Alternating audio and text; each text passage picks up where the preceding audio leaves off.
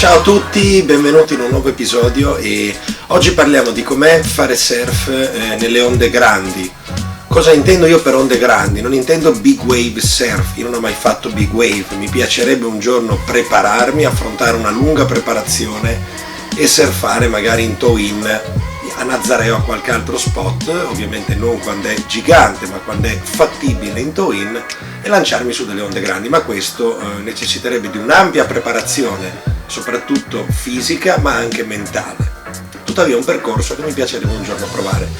Invece oggi vorrei parlare di surfare le onde grandi. Cosa intendo per grandi? Intendo quelle onde che noi surfisti italiani non siamo abituati a surfare di solito. Quindi diciamo che dai 2 metri in su inizia a diventare tutto abbastanza grande. Chiaramente se noi abitassimo alle Hawaii, alle Canarie o anche in Portogallo, in Spagna, comunque affacciati sull'oceano o anche in Sardegna, saremmo già ben più abituati a surfare le onde grandi. Il concetto di grande traslerebbe di qualche metro. Io stesso quando sono in vacanza per lunghi periodi, per esempio quando sono stato in California, sono stato dei mesi per lavoro, surfare onde più grandi, quindi all'ordine di 2-3 metri, era diventata un'abitudine e non mi colpiva più di tanto. Poi torni magari a casa o fai dei periodi in cui non surfi più abitualmente queste onde overhead, double overhead, eccetera, e quindi ti tornano a sembrare grandi, soprattutto se cadi. Poi cadere non è mai bello, però tante volte in condizioni non pericolose un wipeout è quello che poi ti fa passare la paura. Certo non è un wipeout in un'onda di 10-15 metri, quello è sempre meglio evitarlo, ma una caduta entro 3 metri d'onda sicuramente non ti fa male, anzi ti fa capire che non devi avere tutta questa paura. E poi è normale cadere, si cade e ci si rialza come in tutte le cose. Oggi vorrei spiegarvi come affrontare sotto diversi aspetti le onde più grandi in modo da non essere colti alla sprovvista. Più o meno ho surfato onde di 3-4 metri, fatico a stabilire la dimensione precisa perché anche una stessa mareggiata è variabile. Una volta ero a Biarritz o anche in Brasile, mi sono capitate delle onde che a occhio erano fra i 3 e i 4 metri. Un double overhead, fatico a dirvi con precisione, ma più o meno le onde più alte che ho surfato sono di questa misura, oltre non sono mai andato, e faccio i complimenti a chi ci è arrivato, perché stare in acqua e cadere con onde di questa altezza, o comunque anche semplicemente dover sfondare dopo aver preso un'onda se non c'è il canale, se sei in un beach break, perché in un reef puoi andare anche a Nias e surfare 6 metri, 5 metri, che sì, se cadi è veramente brutto, però arrivare non è un problema. Difficile invece quando devi sfondare, soprattutto in un beach break, quando non capisci dov'è il canale, quando il canale non c'è proprio con precisione, devi comunque fare delle grand duck dive, ecco, allora non è un compito facile. Quindi partiamo innanzitutto con cosa fare quando si arriva in un posto, o meglio, cose che si potrebbero sempre fare, ma chiaramente se vai a surfare mezzo metro, 1 metro, non è rischioso, ecco, al massimo puoi dare fastidio a chi surfa o divertirti meno. Le regole vanno sempre rispettate, però quando ci si trova in condizioni grandi aumenta il pericolo. È giusto stare in acqua con un minimo di tensione, ma la tensione va controllata. Prima cosa quindi, guardate lo spot, osservatelo da fuori, cercate di capire dove si muove la gente, come arrivare al line-up, dov'è il point break, cioè il punto dove si infrangono le onde, e guardate come sfonda la gente, cioè come arriva alla line-up. Guardate ogni quanto arrivano i set. Uno può stare fuori anche mezz'ora a guardare uno spot, perché no? Meglio guardare e imparare piuttosto che buttarsi e rischiare. Meglio anche in quelle condizioni fare un minimo di stretching. Io non sono un amante dello stretching, però un po' non fa mai male. Quindi il primo consiglio è di guardare lo spot, osservare, cercare di capire. Secondo, una volta osservato, capire i propri limiti, cioè capire se quella condizione in relazione al nostro trascorso, che può essere anche di tanti anni, può essere da professionisti, non ha importanza.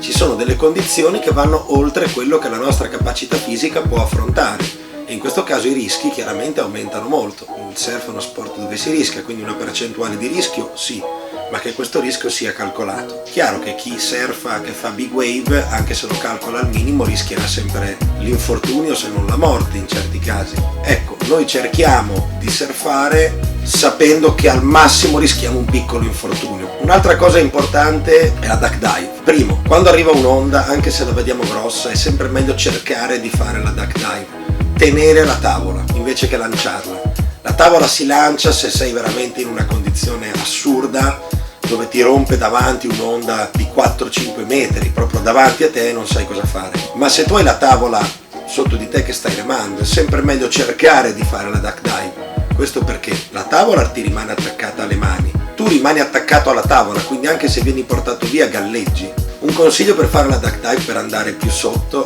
è in caso di onde abbastanza grandi, quindi parliamo 3, 4, 5 metri, è prima di tutto di spingere col piede invece che col ginocchio, e nel momento di massima profondità della tavola, questo trucchetto l'avevo imparato da Jamie O'Brien in un tutorial che aveva fatto tanti anni fa, di spingere la tavola di lato, cioè siamo nel punto più basso dell'onda, stiamo facendo la duck dive, no? Quindi siamo in duck dive, nel momento in cui siamo il più in basso possibile, spingiamo un lato e lo raggiungiamo, spingiamo un lato e lo raggiungiamo, cioè facciamo un po' questo movimento qui fa andare la tavola ancora più in profondità. Io l'ho provata, quando l'ho imparata ho visto la differenza. Poi, come ho detto, evitiamo di tirare la tavola per aria se proprio non siamo in una situazione dove diciamo ci ha rotto davanti un'onda enorme, non riesco a fare in tempo, però calcolando tutto bene è sempre meglio fare la duck dive e non mollare la tavola, anche perché rischiamo di colpire qualcuno dietro, rischiamo che l'onda la vada a rompere, rischiamo che la tavola rimanga a galla, in cosiddetta posizione di tombstone, come si dice quando sta così e galleggia, con noi sotto, che poi noi rimaniamo sotto, la tavola ci tiene su ma poi dobbiamo raggiungerla, la tavola sta su e noi stiamo sotto, tenendola invece torni su con la tavola. Poi un altro consiglio, e questo non è da fare sul momento ma è da fare prima, è di migliorare l'apnea. Se miglioriamo l'apnea abbiamo anche una maggior sicurezza e serenità quando andiamo in acqua, perché non abbiamo troppa paura di un wipeout, in quanto sappiamo che chiaramente, a parte andare a sbattere sul fondale, che è sempre da evitare, riusciamo a trattenere il fiato a lungo e questo quindi ci spaventa meno. Io mi sono allenato molto nell'apnea anche perché in passato ho fatto il bagnino e adesso vi dirò alcuni esercizi che mi sono appuntato utili per l'apnea. Grazie a questi esercizi praticati abitualmente, unitamente all'allenamento, possiamo andare ad ampliare la nostra capacità polmonare e quindi, soprattutto in una situazione di stress come un'onda che ci butta giù, dove a volte non riusciamo neanche a prendere bene l'aria, riusciamo a controllare meglio la cosa, e controllare meglio l'ansia, controllare meglio lo stress ci aiuta tantissimo a conservare più ossigeno e a rimanere sott'acqua più a lungo. Il primo esercizio è quello di espirare completamente, cioè noi dobbiamo inspirare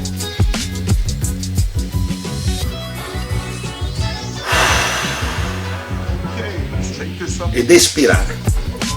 Inspirare, quindi buttare dentro l'aria, espirare, buttarla fuori aprendo le braccia. Mi sono sforzato di buttare fuori più aria di quella che butterei normalmente per svuotare completamente i polmoni. Questo esercizio va ad ampliare la capacità polmonare che abbiamo, permettendoci di tenere più aria. Quando inspiriamo non c'è bisogno di riempirci completamente, basta un 80%, perché sennò andiamo a contrarre troppo i muscoli. Quando espiriamo invece è importante buttare fuori tutta l'aria che rimane. Dobbiamo cercare di concentrarci sui muscoli dell'addome e del diaframma, quindi evitiamo di gonfiare troppo le guance, leggermente involontariamente non succede nulla, ma evitiamo di fare questo, ma andiamo a lavorare col diaframma e con l'addome. Pratichiamo questo esercizio anche spruzzandoci dell'acqua in faccia. Spruzzarci l'acqua favorisce quella che si chiama bradicardia, cioè il rallentamento del muscolo cardiaco, perché nei mammiferi è normale che sentendo l'acqua, istintivamente, un meccanismo di difesa, prepara il nostro corpo all'immersione rallentando il battito cardiaco. Rallentando il battito cardiaco ci troviamo meglio, anche per questo che non bisogna cercare perlomeno di non essere stressati nel momento in cui siamo in una situazione di panico, anche se è normale avere in quel momento la tachicardia, ma più siamo consapevoli delle nostre capacità, meno noi saremo sotto stress. Il prossimo esercizio consiste nel trattenere il respiro e cercare di arrivare pian piano a 100 secondi almeno. Quindi dobbiamo rilassare i muscoli, chiudere gli occhi, eventualmente meditare e poi cercare piano piano, ogni volta segnandoci i nostri progressi, di arrivare a 100 secondi. Io per esempio riesco a fare tranquillamente 120 secondi, che sono 2 minuti, ed è già un buon risultato. Se voi arrivate a 100 secondi potete definirvi già con una discreta capacità polmonare. Tutti gli esercizi che sto dicendo, quindi sia quello di gonfiare e sgonfiare, sia quello di arrivare a 100 secondi, può essere ripetuto diciamo 3-4 volte, non di più, senza sforzarsi, perché sennò si rischia di svenire. Se avete visto il film Chasing Mavericks ricorderete che capita al protagonista mentre è a scuola, perché si era fissato con l'apnea, Jay Moriarty, film oltretutto ispirato a una storia vera che vi consiglio di vedere. E comunque ecco, non esageriamo con gli esercizi, perché altrimenti ci troviamo in una condizione troppo grossa di stress per la testa, di stress cerebrale, e quindi non ricevendo molto sangue poi al cervello rischiamo di svenire e non è bello. Diciamo che ripetendo questi esercizi per circa 20 minuti abbiamo già ampliato la capacità polmonare. Ripetendoli, non lo so, un paio di volte a settimana può essere sufficiente, i nostri polmoni miglioreranno tantissimo. Un altro esercizio consiste nel prendere un palloncino e gonfiarlo, quindi un palloncino di quelli tipo per bambini, per le feste. Lo gonfiamo spingendo sempre dal diaframma, quindi lo facciamo sgonfiare.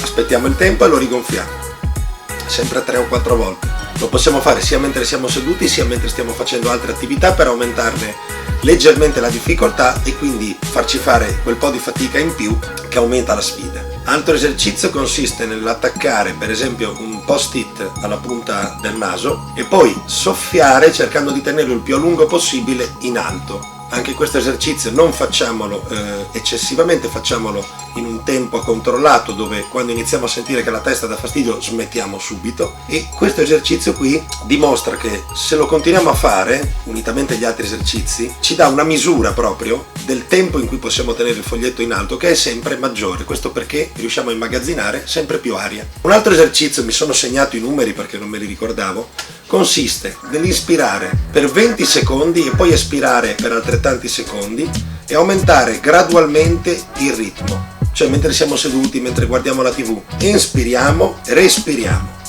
Prima lo facciamo più lentamente, poi velocizziamo leggermente il ritmo. Un'altra cosa fondamentale è l'iperventilazione. Cos'è l'iperventilazione? Consiste nel praticamente rifare questo esercizio, cioè inspirare ed espirare lentamente prima di andare in acqua. Questo aumenta all'istante la capacità polmonare, quindi per esempio se dobbiamo fare un'immersione in apnea, subito prima di farla l'iperventilazione è fondamentale per aumentare la capacità polmonare. Spesso alle Hawaii, ma anche in documentari, i surfisti camminano con dei massi sul fondale del mare. Questo possiamo volendo anche rifarlo in piscina, camminando con dei pesi o facendo dei movimenti anche soltanto immersi fino qui, quindi anche con la testa fuori dall'acqua. Noi andiamo a aumentare la difficoltà rispetto alla norma e quindi andiamo comunque a mettere il corpo sotto sforzo e a far sì che venga prodotto più ossigeno. Quindi anche questo, anche se non stiamo in apnea, se stiamo sott'acqua certo è ancora meglio, ma se stiamo con la testa fuori dall'acqua andiamo ad ampliare comunque la capacità polmonare e riusciamo a fare più sforzi sfruttando l'ossigeno che abbiamo nel corpo. Tutte quelle attività extra acquatiche come corsa, palestra, qualsiasi sport dove c'è una componente cardiovascolare aumenta la nostra resistenza, la nostra forza e di conseguenza la nostra capacità polmonare e la quantità di ossigeno che il sangue può trasportare ai vari muscoli. Un altro esercizio che si può fare è quello di inspirare più di quanto la nostra testa ci dica che possiamo fare. Questo è un esercizio complementare, cioè non va fatto sempre perché, come ho detto, se no andiamo a sforzare i muscoli, però unito agli altri come variante consente di aumentare quello che normalmente butteremo dentro di aria e va fatto in questo modo. Bisogna fare 8 respirazioni, quindi la prima volta riempiendo completamente, tipo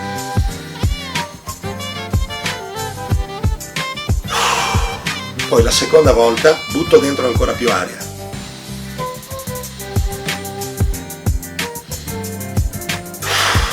All'8ª volta ne ho buttata dentro molta più rispetto alla prima. Poi le volte successive devo espandere senza muovere le spalle, l'addome, facendo 8 respiri, ma questa volta molto brevi. Quindi trattengo il respiro e lo butto fuori con forza dopo i primi 8, quindi 8 a affondo 8 veloci, poi trattengo il respiro e lo butto fuori con forza. Quando arrivo al vuoto, cioè che sento che non ho più aria, devo provare a fare una specie di fischio, come un palloncino che perde aria. Per esempio,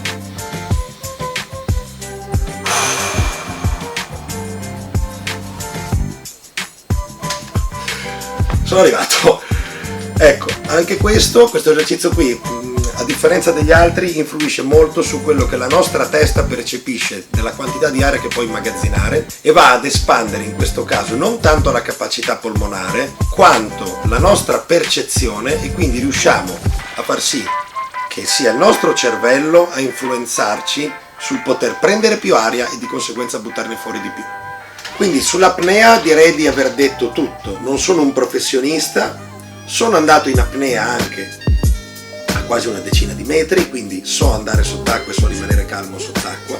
Chiaramente uno che fa apnea da professionista ha tutta un'altra serie di cose. Io sono un surfista, quindi io applico l'apnea al mio sport e pratico l'apnea per hobby entro i miei limiti. Infine un'altra cosa che vorrei aggiungere dopo l'apnea riguarda la caduta, non l'ho detto prima. Quando c'è un wipeout che si cade non dobbiamo tuffarci, perché nel caso il fondale sia basso andiamo direttamente contro il fondale. In caso di wipeout dobbiamo chiuderci, rilassarci, stare fermi finché l'onda non ha finito di trascinarci, perché remare, nuotare controcorrente non serve a nulla, ci fa solo perdere energia e ossigeno, e quindi quando sentiamo che l'onda ci lascia, cercare di capire dove dobbiamo nuotare per andare in superficie, usare quelle energie per risalire stando rilassati e sapendo che abbiamo abbastanza aria, sapendo che ce la facciamo. Questo sia anche se uscendo vediamo che arriva un'altra onda. Se manteniamo la calma, non bruciamo ossigeno inutile e riusciamo a cavarcela senza problemi anche in situazioni, come ho detto, io mi riferisco alla mia esperienza, di onde di 3-4 metri. Questo principio poi, sulla base personale della preparazione e dei propri limiti, si può applicare anche con altezze differenti. Chiaramente andando in su cresce esponenzialmente quello che è il rischio, cresce quello che è il tempo in cui si sta sotto e così via. Per questo, come ho accennato all'inizio del video, per fare big wave anche su onde non enormi, quindi a Nazaré surfano di 25 metri, io vorrei surfare un'onda di 6-7 metri nella mia vita per esempio, per farlo dovrei comunque avere un'eccezionale preparazione fisica che mi consenta di affrontare questa sfida con i rischi minori possibili. Quindi questo è quanto. Il surf va sempre fatto per divertirsi, ogni tanto ci si può un po' spingere oltre, ma bisogna sapere come farlo. Se seguite i miei consigli sicuramente potreste trovarvi molto meglio e andare oltre i vostri limiti. Alla prossima, ciao!